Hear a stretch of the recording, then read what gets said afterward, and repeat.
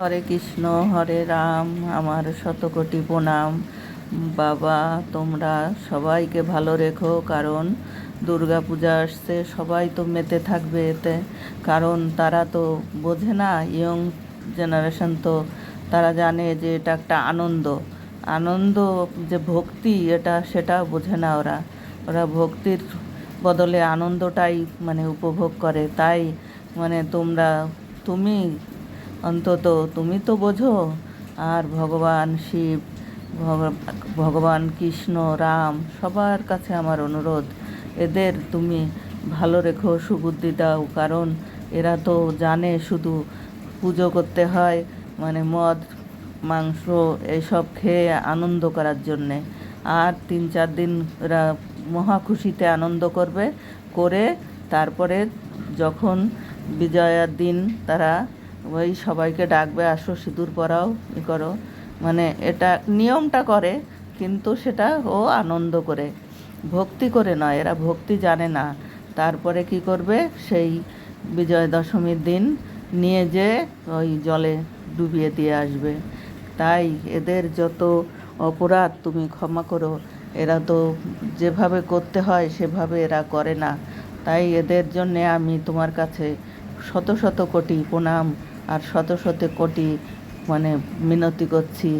এদের জন্যে আমি ক্ষমা চাইছি, যে এদের ক্ষমা করে দিও, কোনো অঘটন যেন না হয়।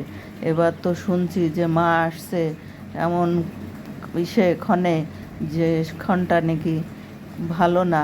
এখন আমি তো বুঝি না, অবুঝ তোমার ভক্ত। তাই তুমি সেই ইটাকে তুমি পাল্টে শুভক্ষণ করে দিও। তাই সেই শুভক্ষণে সবার যেন শুভ হয়, কারোর যেন কোনো ক্ষতি না হয়। মা, তুমি দেখো। আর বাবা কৃষ্ণ, রাম, সবাই তোমরা সবাইকে ভালো রেখো। কারণ এই যে দুর্গা পূজা, এ যে কত আনন্দের, কত হাসি, কত কান্না, সে তো হবেই। তারপরেও মানুষ এটাই করে। তাই তোমার কাছে আমার শত শত কোটি প্রণাম আর শত শত কোটি অনুরোধ। আর আমার ভিডিওটা সবাইকে দেখতে বলো, শেয়ার করতে বলো, যাতে তারা বোঝে যে হ্যাঁ, এটা এভাবে চলা উচিত না। মা তো মা, মাকে আনলে যেমন তোমার ঘরের মা, তেমন দুর্গা মা। যে মাকেও যেমন অসম্মান করা যায় না, আর দুর্গা মাকে তো করাই যায় না। দুর্গা মা তো সে তো সবার উপরে। তাকে ভক্তি করে আনতে হয়, ভক্তি করে তাকে তার শ্বশুরবাড়ি আবার পাঠাতে হয়। আবার 1 বছর পরে আবার সে আসে। তাই তাকে একটা বছর শ্বশুরবাড়িতে থাকতে হয়, কিন্তু সে শ্বশুরবাড়িতে খুবই আনন্দে থাকে। তার স্বামীর সংসার নিয়ে সে আনন্দেই থাকে। কিন্তু সে বাপের বাড়ি সে সম্মান পায় না, কারণ বাপের বাড়ি এসে সে অসম্মান হয়। তাই তার দেহ শেষকালে তার দেহ ত্যাগ করতে হয়। তাই তোমরা মায়ের তো তখন দুঃখ থাকে, ভগবান শিবেরও দুঃখ থাকে। তাই দুঃখ কষ্ট তারা নিয়ে তখন কখন কি করবে তারা থাকে সেই ইসে। তাই তোমরা সবাই সভ্য হয়ে, শান্ত হয়ে, মাকে ভক্তি করে তোমরা পুজো করো। এসব এই মদ মাতালি এগুলো করো না। তা তো তোমাদের কাছেও আমার অনেক অনুরোধ, কারণ এগুলো মোটেও ভালো না। সেটা সবার জন্যে বলছি, সেটা আমার ছেলেই হোক আর সারা গ্রামের ছেলেই হোক, সবার জন্যে আমি মিনতি করছি যে তোমরা ভালো থেকো, সভ্য হয়ে ভক্তিভাবে পুজো করো। যে সামনে আসছে বছর আবার হবে, তোমরাই তো বলো। তাহলে সেই সামনের বছরের জন্যে অপেক্ষা করো, যেন এই 1 বছরেই যেন সব শেষ করে দিও না।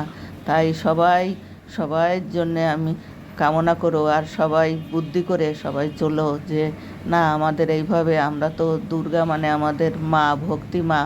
আমরা ভক্তি করে পুজো করব, আর ভক্তি করেই মাকে আমরা আনবো, আবার ভক্তি করেই মাকে আমরা শ্বশুরবাড়ি পাঠিয়ে দেব।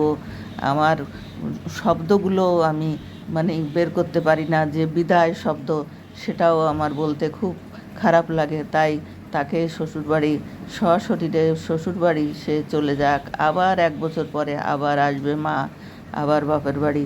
আমরা সবাই আনন্দ করব, আর মাকে নিয়ে আমরা ভক্তি করব, পুজো করব। মা বাপের বাড়ি এসেছে, তাই তাকে যত্ন করে তাকে সেবা করতে হবে, তার পুজো করতে হবে।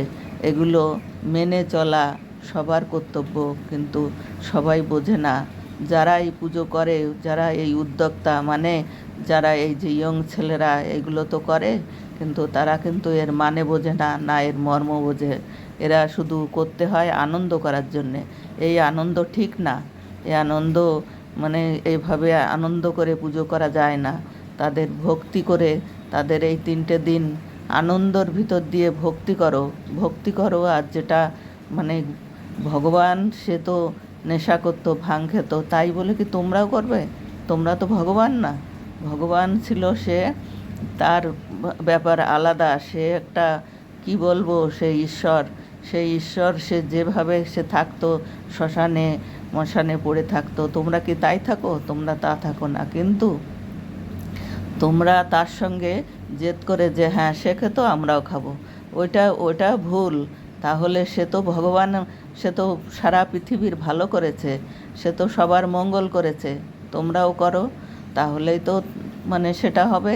কিন্তু এইটা তোমরা পারো না, আর ওইটা করো, এগুলো ঠিক না।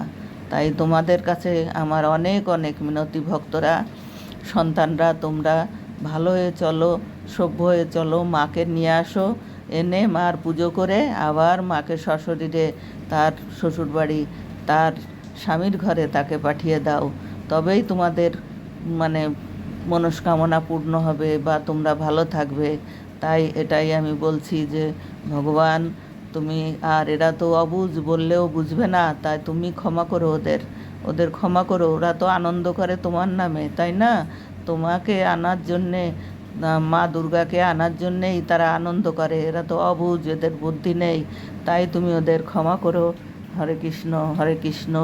বাবা শিব, বাবা দুর্গা, মা দুর্গা, তোমরা সবাই ওদের ক্ষমা করো। আমার ভুল হলে সেটা ক্ষমা করে দিও। আর সবার কাছে আমার অনুরোধ, সবাই ভালো থেকো। সবাই মানে দুর্গা পুজো দেখতে যেও, তোমাদের ক্ষমতা আছে। আমার তো ক্ষমতা নেই, আমি ঘরে বসেই করি, কারণ আমি সোজা হয়ে হাঁটতে গেলেও আমার টাল খাই, কারণ আমি কখন পড়ে যাব, কি করব, সেজন্যে আমি মার মুখও দেখতে যেতে পারি না। এই রাস্তা দিয়ে যখন মাকে নিয়ে যায়, তখনই আমার মার দর্শন করতে হয়, কারণ আমার এতটুকু শক্তি নেই যে আমি হেঁটে প্যান্ডেলের কাছে যে হাঁটাহাঁটি করে আমি দেখব। তাই আমার জন্যে একটু মা, তোমার কাছে আমার শত শত অনুরোধ যে আমাকে একটুখানি চলার মতো করে রেখো, তাই আমি যাতে চলতে পারি। হরে কৃষ্ণ, হরে কৃষ্ণ। সবাই ভালো থাকুক, সবাই ভালো থেকো। আমার ভিডিওটা দেখো, লাইক শেয়ার সাবস্ক্রাইব করো। নমস্কার, নমস্কার। আমার সবাই আবার পরের ভিডিওতে দেখা হবে। আমি এখানেই রাখছি। নমস্কার।